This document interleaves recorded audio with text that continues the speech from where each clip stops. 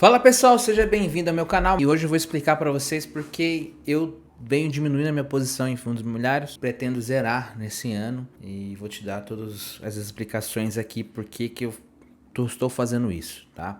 O primeiro motivo de eu estar diminuindo a minha posição é o seguinte: perderam para renda fixa. Eu tinha 9 fundos imobiliários e aí eu falei o seguinte: eu estou investindo desde 2016. Cara, vou simular para ver se eu tô ganhando da renda fixa pelo menos. Dos 9 que eu tinha dos fundos imobiliários, que eram um dos melhores que tinham, 7 perderam para a renda fixa. Ou seja, eu fiz uma comparação com 100% do CDI. 7 ficaram abaixo de 100% do CDI. 2 ficaram acima. Um ficou com 110 e o outro ficou com 118% do CDI. Ou seja, eu estou correndo risco de renda variável para perder para a rentabilidade da renda fixa. Isso aqui me chamou muita atenção, tá? Por quê? Porque a minha estratégia era ter ali os dividendos caindo mensalmente, mas que eu conseguisse ter um retorno interessante também sobre o capital, sobre o patrimônio. Só que isso não aconteceu. E aí eu fui tentar entender por que isso não estava acontecendo. E aí comecei a analisar tudo o que estava ao redor. Então o segundo ponto foi as sucessivas emissões de cotas. Isso influencia muito o patrimônio do fundo, o retorno do cotista. Por quê? Se toda vez que tem uma emissão de cotas e você não participa, você é diluído. E antes, quando eu comecei a investir, as gestoras elas estavam preocupadas em priorizar os cotistas na emissão de cotas. Então você vê uma emissão de cotas e fala, nossa, tá valendo a pena eu exercer o meu direito de subscrição. Hoje eu já não vejo isso. Hoje eu vejo que a gestora ela está preocupada em ganhar dinheiro. Então toda vez que ela faz a emissão de cota, ela vai ganhar, porque ela tem a taxa lá embutida. E outra, ela não está preocupada se vai vender toda a emissão, porque tem outros agentes participando. Você tem outros fundos de investimento participando da emissão de cota, você tem outras instituições, você tem pessoas que não conseguem entrar via mercado porque tem muita grana e não tem tanta liquidez, então ele vai e participa dessas emissões. Aí você vê, tipo, você olha assim o preço da emissão de cota, fala, cara, não é possível que vai vender isso aqui. E vende tudo. Então, a gestora hoje, eu vejo que ela está mais preocupada no que ela vai ganhar e não com o cotista. Porque o fundo vai pagar todo mês para ela a taxa administrativa. E toda vez que ela faz uma emissão, também vai pagar. Então, o que vai acontecer com o patrimônio é indiferente. Quem vai sofrer é o cotista.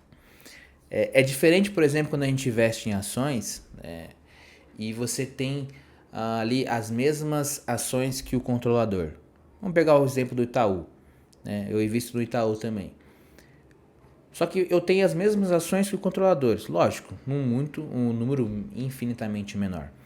Mas as decisões que eles tomam de fazer o banco crescer ou não vai afetar diretamente eles também. Então o negocinho deles também estão na reta. Então eles querem que o banco cresça. Então a gente vê, o Banco Itaú bate recorde de lucro todo ano, crescimento de atendimento, crescimento de expansão geográfica e assim por diante. Então você tem um retorno. Agora no fundo imobiliário, a gestora não está junto com você. Ela é indiferente às decisões que ela toma sobre o patrimônio, porque esse patrimônio vai afetar somente os cotistas, não a gestora. Tá? Então eu vejo isso como um grande problema hoje, essas sucessivas emissões, são muitas emissões, às vezes chega a ser até mais de uma vez por ano. E isso daí afeta bastante o retorno do cotista. O terceiro ponto é a alavancagem. Quando eu comecei a investir, isso não era nem preocupação. Por quê? Porque o fundo não pode tomar dívida.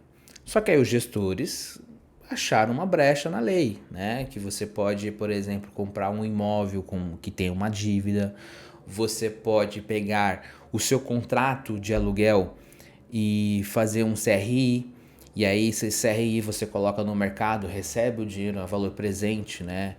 E consegue utilizar para comprar novos imóveis e tal. Eu não estou falando que a alavancagem é ruim, não. A alavancagem sendo bem feita, sendo bem administrada, ela traz retorno para o cotista. Só que acontece que alguns fundos perdem a mão.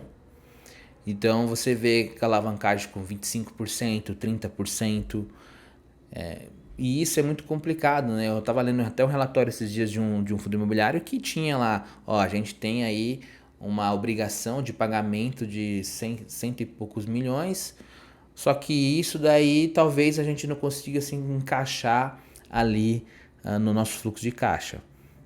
E aí, o que vai fazer? Se não encaixou, vai ter que vender um ativo daquele fundo para pagar esse daí, ou fazer uma nova emissão para pagar a dívida, que é pior ainda, tá? Então isso também são coisas que tem que ser, para quem investe, tem que avaliar bem essa questão da alavancagem, porque isso influencia muito no retorno desse fundo, tá? Vamos então para a quarta. A quarta é a incorporação. Eu não cheguei a passar por isso, essa questão de incorporação, mas os meus clientes chegaram a passar por isso. Então o que está acontecendo? Você tem lá gestoras que compram os fundos de investimentos ou estão criando, e aí eles verificam assim, ó, a gente pode juntar dois, vamos criar um fundo maior. Acho que algumas vezes pode ser que dê certo, mas o que está acontecendo que eu vejo que traz prejuízo para o cotista? A maioria das vezes dessas incorporações que eu vi nos meus clientes era o preço que ele tinha pagado era maior do que o preço que estava sendo liquidado, ou seja, ele estava um prejuízo ali. Só que quando tem uma incorporação, um fundo é liquidado. Quando há uma liquidação, esse prejuízo você não pode abater no seu imposto de renda, você não pode usar esse prejuízo para lucros futuros, porque liquidou o fundo, né? Até que a gestora pede para você mandar o preço médio para ela, porque ela vai analisar se você tem que pagar imposto ou não. Os meus clientes, no caso, não precisaram pagar porque era prejuízo, mas pode ser que algum tenha que teria que pagar, né? Então você é forçado a pagar o imposto ou você é forçado a ter o prejuízo. E eu acho isso ruim também. Então essa questão de corporação está começando e eu acho que pode crescer cada vez mais porque tem interesses ali envolvidos. E nem sempre é o melhor retorno para o cotista. E para finalizar, transações circulares. O que é isso? Isso acontece bem menos, mas eu vejo que está sendo relevante, né? Então uma gestora tem lá tem um fundo imobiliário, tem um ativo, tem um imóvel, ele vende para o fundo B. Aí essa venda gerou ali uma taxa de performance, por exemplo. Quem ganha? A gestora. Aí o fundo B pega e vende para o fundo C. Aí o fundo C vende para o fundo D. Aí o fundo D vende depois para o fundo A. Então o imóvel ele fica circulando entre os fundos de investimento. E essa circulação, o Basta até fala isso, né? Toda vez que você gira a carteira, você tem menos patrimônio. Por quê? Você paga taxas, você paga imposto, né? E isso também influencia o patrimônio do fundo, tá? Então, finalizando aqui, esses foram os cinco motivos que me fizeram fazer essa diminuição. Já diminui 50% na minha posição em fundos imobiliários. E eu pretendo zerar até o final do ano. Por quê? Minha estratégia é: não preciso nesse momento de renda. É legal ter renda, né? Você vê o dividendo caindo todo mês e tal. Mas eu preciso agora, nesse momento, é que eu tenha um retorno sobre o meu patrimônio. O maior retorno possível. E eu não posso estar tendo um risco de renda variável para ter um retorno de renda fixa. Não está tendo um retorno suficiente. Da mesma forma, quando eu olho para o exterior, quando eu olho para as ações, eu vejo que está bem defasado isso. Então, assim, eu acredito que Dependendo da sua estratégia, os fundos imobiliários possam valer muito a pena. Por exemplo, eu já estou no momento de usufruir meu patrimônio.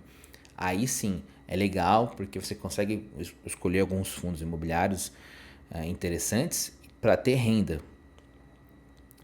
Você não está mais preocupado em crescer o seu patrimônio.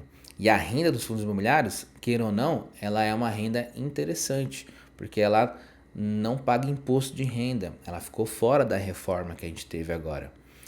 Então isso é uma vantagem para o fundo.